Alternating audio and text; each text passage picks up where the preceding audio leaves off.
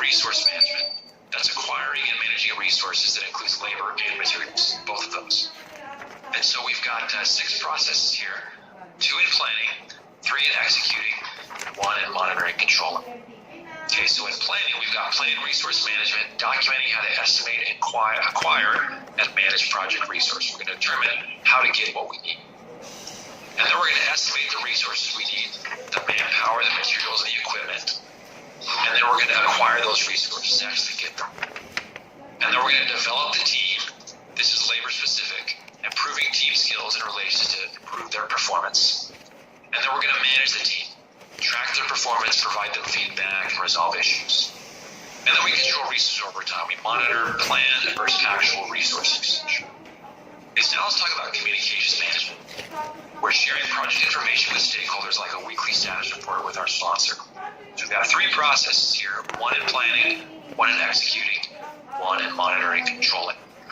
So in planned communications management, we're developing a plan for communications based on the needs of the stakeholders. So what do they need? What type of information? When do they need it? That sort of thing. And then we manage communications. We create and distribute that information. And then we monitor communications over time to see if our stakeholders' needs are met.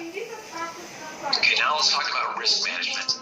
Now, risk is an uncertain event that if it occurs has a positive or negative effect on the project. It could be positive or negative. And positive effects we call those opportunities, and negative effects we call those threats. So here are the 7 processes. 5 are in planning, 1 is executing, and 1 in monitoring and controlling. So in planning risk management, we're defining how to conduct risk management on the project. How are we going to do that? What methods are we going to use? That sort of thing. And then we're going to identify risk, detecting risks that may affect our project. And we're going to document those in the risk register, which we're going to update as we go through this. And then we're going to perform qualitative risk analysis. We're going to prioritize risks based on their probability, the likelihood of them happening, and their impact. If they do happen, how bad will it be? And then after qualitative analysis, we're going to do some quantitative analysis, numerically analyze the effect of risks on project objectives. And then we're going to plan risk responses.